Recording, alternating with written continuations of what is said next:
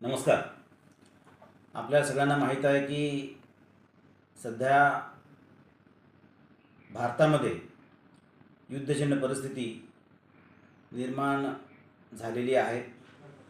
विशेषतः भारत पाकिस्तान जी सीमारेषा आहे तिथे युद्धजनित परिस्थिती आपण बघत आहोत. गेल्या 22 तारखेला आतंकवाद्यांनी जे क्रूर कृत्य केलं त्याचा पूर्ण जगभरातून निषेध केला गेला आणि त्याच्याबरोबर साधारणतः 14 दिवसानंतर भारताने पूर्ण तयारी करून स्ट्रॅटेजिकली पाक ऑक्युपाईड काश्मीरवर हल्ला केला. दहशतवाद्यांचे तळ हे उद्ध्वस्त केले.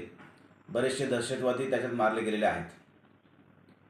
हे जरी भारत पाकिस्तान या बॉर्डरवर चालू असलं तरीसुद्धा आपण या देशाचे कर्तव्यदक्ष नागरिक म्हणून आपलीसुद्धा जबाबदारी आपण निभावली पाहिजे.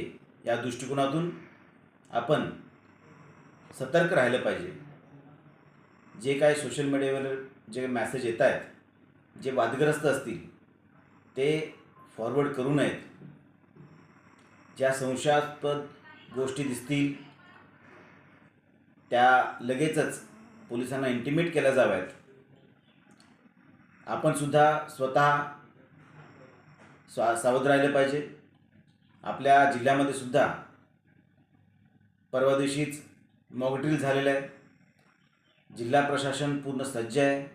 पोलीस यंत्रणा पूर्ण सज्ज आहे.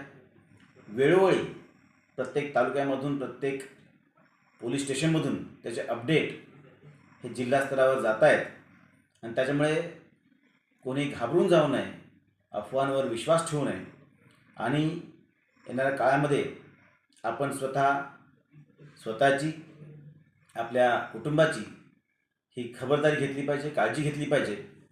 आणि मॉक ड्रिल होत असताना जो व्हिडिओ केंद्र सरकारतर्फे प्रसारित केला गेला त्याबाबतची जी काय मुख्य गोष्टी होत्या त्या आपण सगळ्यांनी पाळल्या पाहिजेत आणि येणाऱ्या काळामध्ये आपण प्रशासनाला, सुरक्षा दलाला हे सहकार्य केलं पाहिजे असं आपल्या सगळ्यांना मी आवाहन करतो.